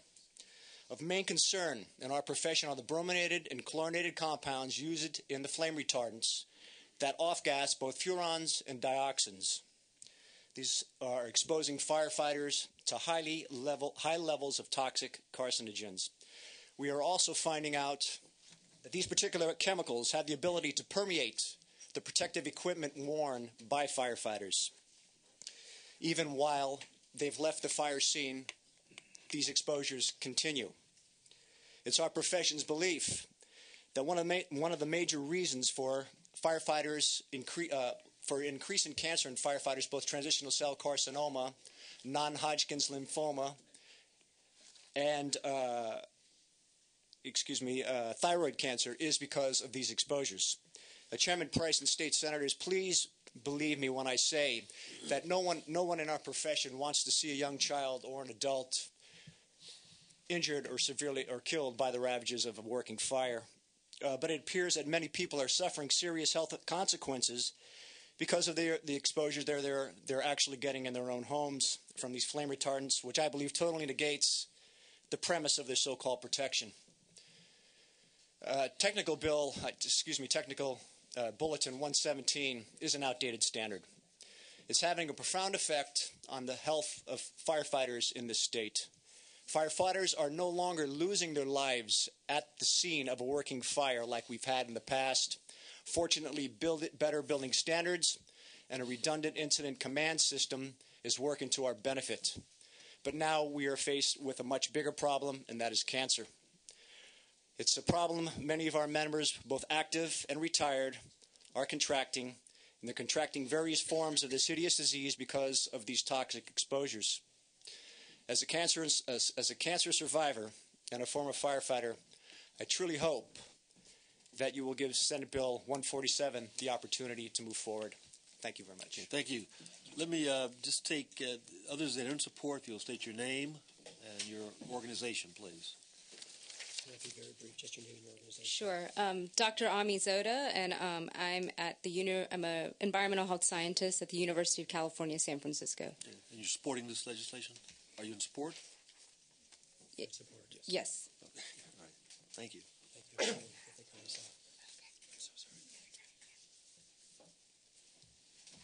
Your name and whether or not you're... I'm Dr. Wendell Bruner. I'm the Director of Public Health for Contra Costa Health Services, and I'm speaking in support of this legislation on behalf of the Health Officers Association of California. Well, sir, excuse me, you're not speaking...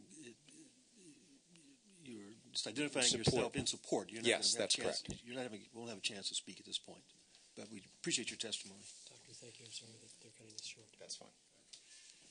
Chair, members of the committee, Rachel O'Brien, on behalf of the U.S. Green Building Council, California Advocacy Committee, in support. Thank you. Lori Chen, on behalf of Clean Water Action, in support. Monica Jansen with Sierra Club California, in support. Mr. Chair, members, Christy Baumer representing the California Professional Firefighters, 30,000 firefighter members in California, and the International Association of Firefighters, 300,000 firefighters internationally, in support of the bill. Mr. Chair, members, Donna Brownsley on behalf of the Breast Cancer Fund, in support. Trent Smith on behalf of the San Francisco Public Utilities Commission, in support. Pamela King Palitz on behalf of Environment California, in support. Shannon Smith Crowley, American College of OBGYNs, in support. Ana Mascareñas on behalf of Physicians for Social Responsibility Los Angeles, in support. Ignacio I'm sorry. Go ahead. Catherine Alcantar on behalf of the Center for Environmental Health and Californians for a Healthy and Green Economy, in support. Thank you. Thank you. Ignacio Hernandez on behalf of the Consumer Federation of California, in support. My name is Dr. Asa Bradman. I'm the Associate Director of the Center for Environmental Research on Children's Health at UC Berkeley, and we've been documenting exposures to PBDEs and health effects, and I was asked here by Mr. Lino to testify in support of the bill. Thank you. Marjorie Luxembourg from the Millbrae Elementary School District, speaking as an individual in strong support. Any other witnesses in support? Any witnesses in opposition? You may need to make some room at the table, gentlemen.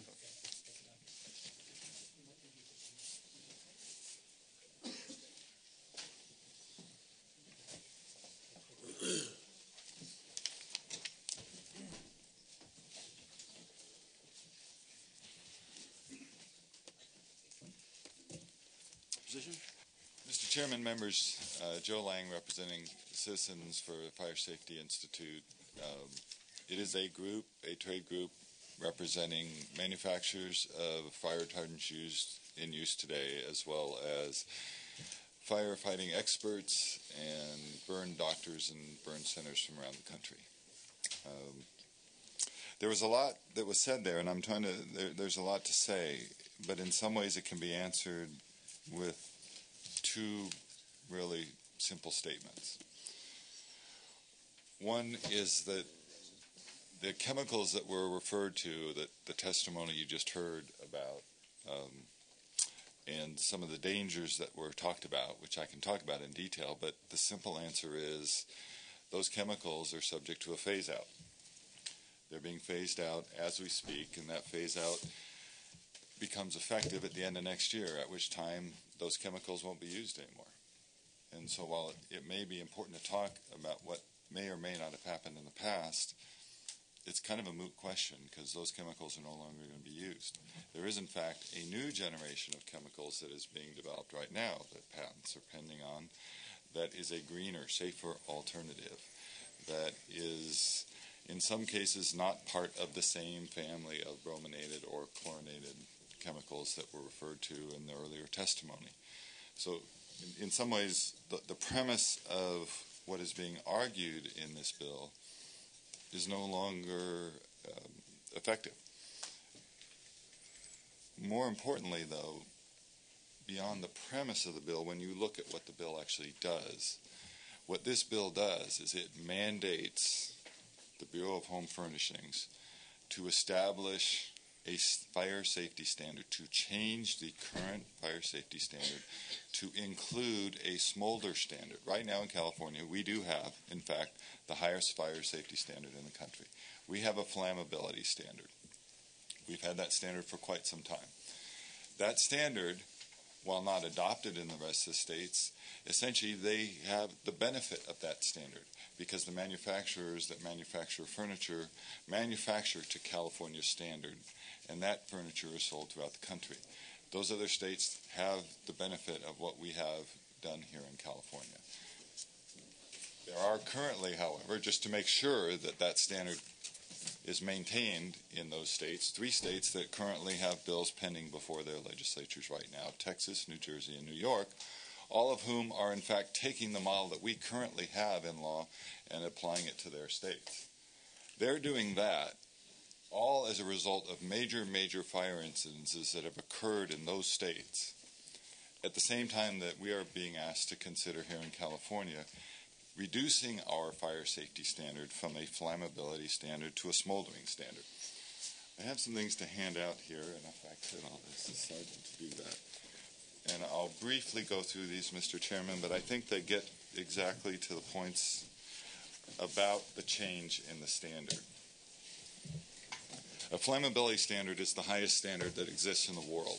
In California, it's meant to make sure that the furniture that standard applies to can resist an open flame for 12 seconds. Why is 12 seconds important? Because you'll find in fire safety statistics that every second that you can give a family, a child, an adult to escape from a fire is time that is very important to their not being injured or ultimately death.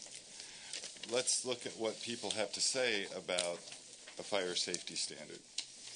Just today, the National Association of State Fire Marshals came out with a letter, and I apologize because of the Easter recess that we weren't able to get it to you sooner, opposing this bill. If you look at the highlighted section in the 3rd paragraph, I think it really says it all.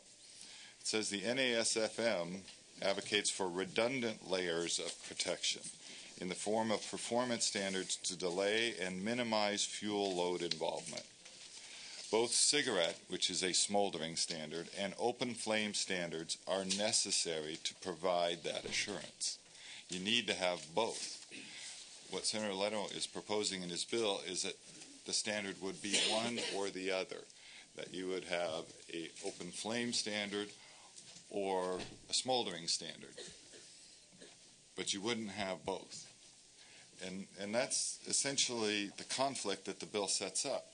The bill says, change your standard to include a smoldering standard, and yet don't compromise fire safety while you do it. That's an inherent conflict. It can't work. We already have the highest fire safety standard of any state in the country. To change that standard and yet somehow not compromise fire safety, it's just, it's not logical, it doesn't make sense, and it can't be done. Secondly, look at what the Bureau of Home Furnishings said about the standard as well. The Bureau of Home Furnishings was commenting on the federal CPSC standards that were referred to in earlier testimony, and that those standards are somehow proposing to allow for a smoldering standard instead of a flammability standard, so that you could meet either one. The Bureau here in California, in their comments, their official comments to the federal government, said, as we have indicated in our comments, the Bureau strongly believes that the CPSC's latest proposed test method is a significant step backwards and will seriously compromise the safety of the California consumers in regards to open flame fire hazard of upholstered furniture. That's their comment about the CPSC standard that this bill is asking the Bureau to adopt. they've gone on record saying it's lowering the fire safety standard.